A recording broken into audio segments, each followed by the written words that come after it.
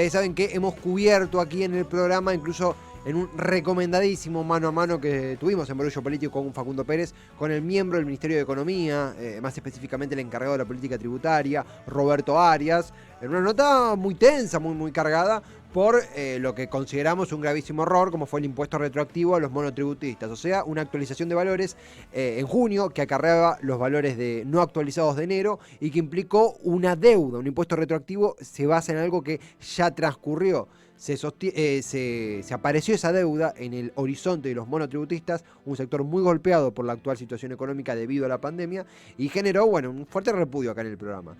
Se dio marcha atrás, hay un nuevo monotributo, y para entender mejor qué sucede, muy gentilmente siempre nos atiende el teléfono quien es economista, quien es director del Centro de Estudios Políticos y Económicos, Leo Anzalone. Acá Esteban Chacho, bienvenido a Todas las Tormentas Juntas, gracias por estar, ¿cómo te va? Buenas tardes, ¿me escuchás bien? Te escucho perfecto, fuerte y claro, gracias por la paciencia y por el tiempo, Leo. Han sacado un informe sobre este nuevo monotributo, pero ante todo veía que incluso en el propio consideraban, me animo a decir en línea con el programa, que había sido un grave error el impuesto retroactivo. Pero para preguntarte, ya que te tengo aquí, ¿vos cómo viste esto y cómo viste la reacción del gobierno de, básicamente, dar marcha atrás? Bueno, a ver, no fue un impuesto retroactivo. Lo que ocurrió y que terminó perjudicando a 4 millones de contribuyentes, digo, esa es la población de monotributistas, es que la suspensión de la ley de movilidad terminó haciendo que las escalas del monotributo se corrijan por otra ley, se tardó en la implementación y en junio la AFIP, como corresponde que hiciera por su propia tarea, recategorizó a un montón de gente que de un día para el otro se encontró con una deuda enorme, como bien vos decías. Lo cual, digo, me parece que no vale la pena analizarlo, eso estaba muy mal, no se podía pagar, una locura, etcétera, etcétera.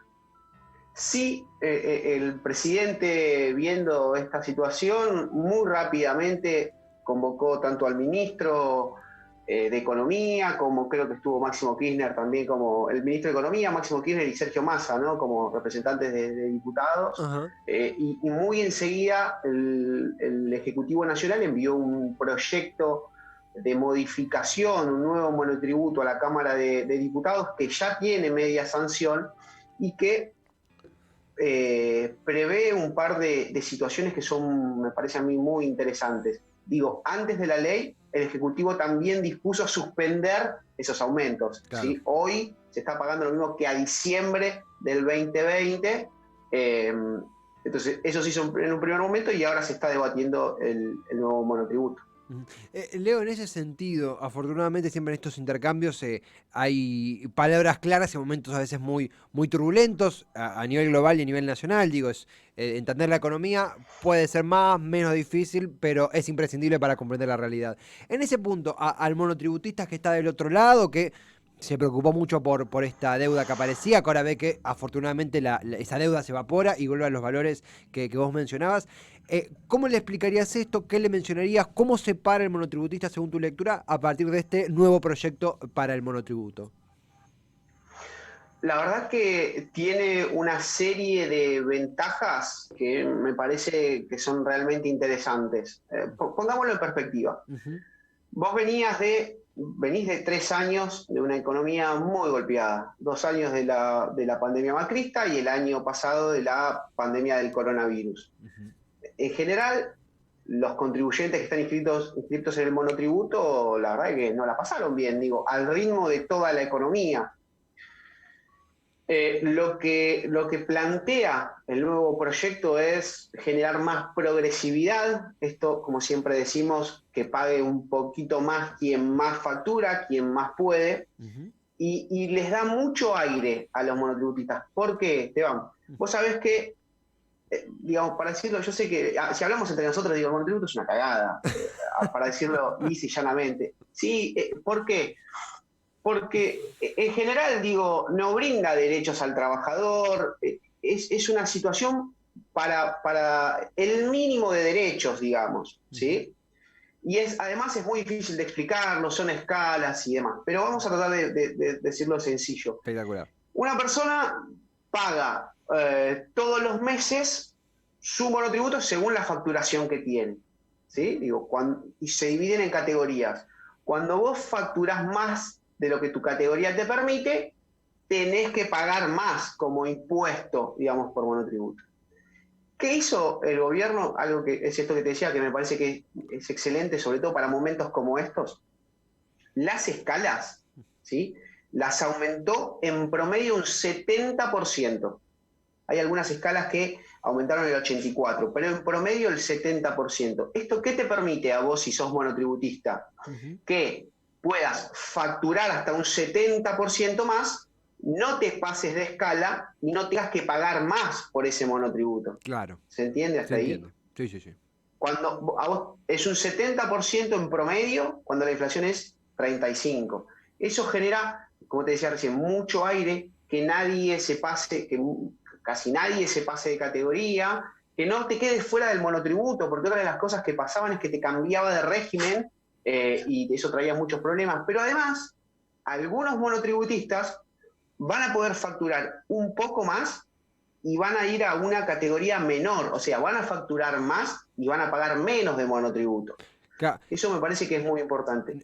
Y lo otro, si me lo permitís, Esteban, vos sabés que esto que yo te decía, ¿no? El arrastre de la crisis hizo que aproximadamente el 53% de los monotributistas tuvieran algún tipo de deuda. Más de la mitad, el 53%. Una de las cosas que prevé este nuevo monotributo es una muy interesante moratoria, que son hasta 60 cuotas para pagar tus deudas, con un interés del 1,5 mensual.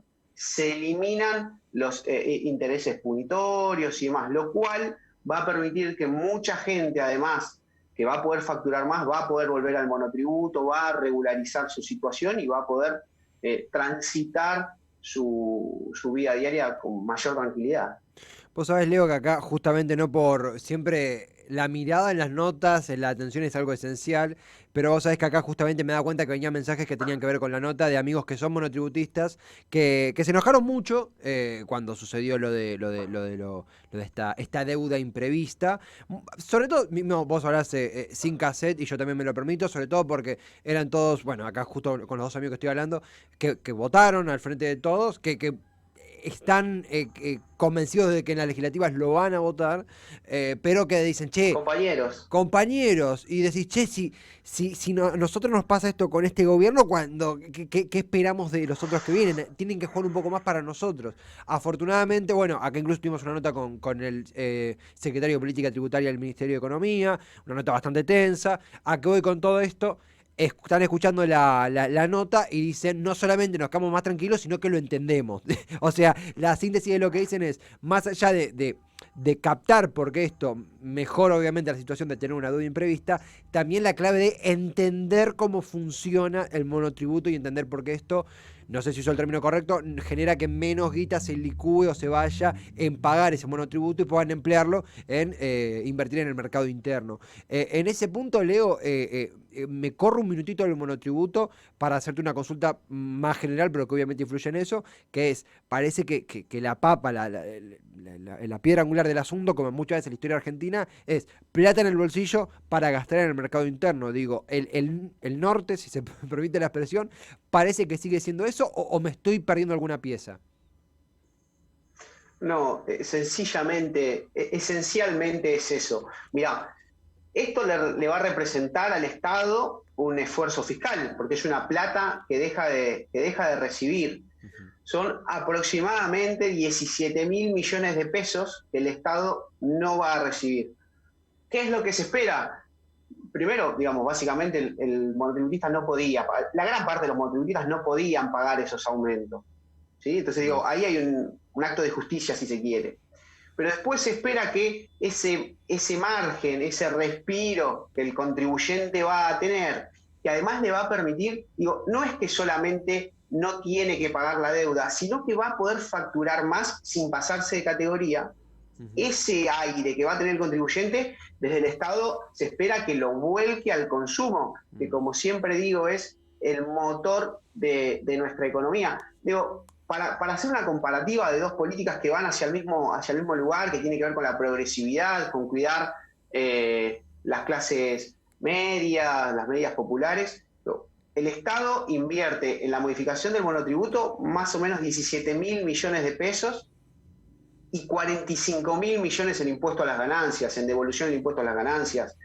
Yo no sé si tendrás esta misma percepción que tengo yo, pero los últimos días, con el aguinaldo, con la devolución de ganancias, se ve bastante más movimiento en los comercios y más. Digo, me olvido del cuidado que hay que tener por el COVID, ¿no? Obvio. Pero uno percibe que estos esfuerzos fiscales que está haciendo el gobierno los empieza a percibir en la calle, ¿sí? Que hay más plata y que efectivamente se pueda gastar para reactivar la economía. Sí, incluso Leo, acompaño, obviamente mi perspectiva desde lo económico no la comparo con la tuya, que es mucho más integrada, pero en lo que es el caminar la calle y el entender también que, bueno, hay más aperturas y obviamente es una palabra terrible la que voy a decir, pero hay un relajamiento de todos, el decir, che, nos podemos juntar con todos los cuidados, de nuevo, con todos los cuidados, pero no, por ahí hace un mes un amigo me decía, che, vamos a tomar una birra, banquemos, che, mirá, ahora vayamos, consumamos.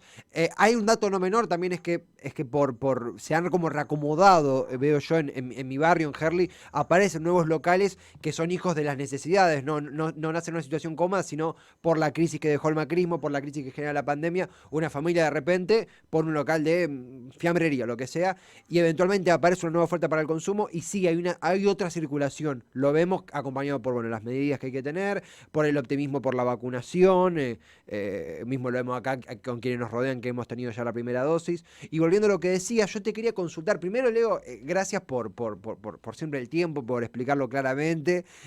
Yo preguntas tengo muchas, siempre de la curiosidad más que del conocimiento neto, pero esto que mencionabas de la progresividad,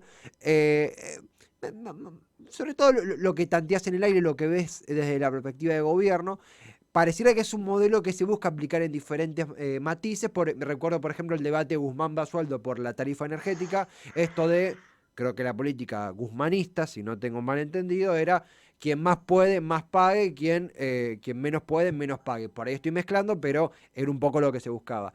Pareciera que es como algo que salpica a todas las políticas del gobierno y que suena entendible. ¿Crees que es así o crees que es algo limitado a algunas políticas y que en otras, lamentablemente, el debate por diferentes motivos no se permite? ¿Cómo ves la progresividad en las tácticas económicas del presidente Fernández? Yo, digamos, creo que es por acá, pero además, digo, me parece que esto va más allá de lo que piense el ministro de Economía Guzmán o el propio Alberto Fernández. El mundo está discutiendo la progresividad. Sí, sí. Estamos discutiendo de impuestos a las grandes compañías tipo Facebook multinacionales. y demás. Entonces, claro, exactamente. Digo, el mundo en este momento está discutiendo eso. Yo celebro que sea así, porque además, digo, me parece que no hay mucha lógica contra eso. Digo, si vos tenés una posibilidad, una posición, que estás al resguardo de muchas cosas, me parece correcto que si podés pagar más, que lo hagas. Me cuesta hasta discutirlo, no quiero sonar demasiado autoritario, pero me parece que responde a una lógica del sentido común y como parte del gobierno, te digo, que buscamos la justicia social. Entonces me parece muy lógico que esto sea así, e insisto, no es que un día Alberto Fernández se levantó y dijo, che, vamos a cobrarle más impuestos a los ricos. No, es lo que intenta discutir el mundo. Es muy difícil porque los métodos para defenderse de los poderosos son muchísimos, pero me parece que esta lógica de volver más progresivo los impuestos, digo, Argentina sigue cobrando muy poco impuesto a los ricos.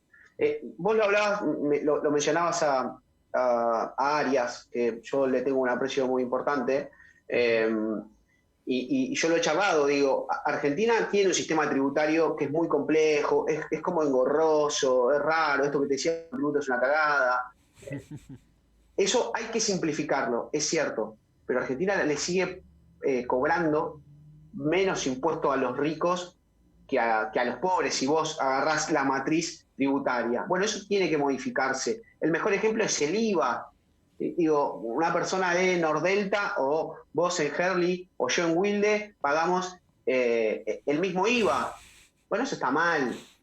Por supuesto que decirlo es fácil, hay que discutir las modificaciones, sé que en la concepción del gobierno piensan parecido, y se fueron haciendo algunas cosas. Mirá, el mejor ejemplo es este que te decía de ganancias, es un gran ejemplo de progresividad, pero otro gran ejemplo que a veces pasa desapercibido, y yo creo que tiene que ver con el despegue de Argentina, es las exportaciones argentinas de valor agregado casi no pagan retenciones, contra las retenciones que paga la soja, que paga la carne, que paga el maíz, que no le agregan valor y pagan mucho más. Ese es el modelo que hay que seguir. Si vos con tus amigos te armaste un taller de diseño y le venden diseño a Múnich, bueno, vos no vas a pagar retenciones por eso que exportás, ¿sí? por tus diseños.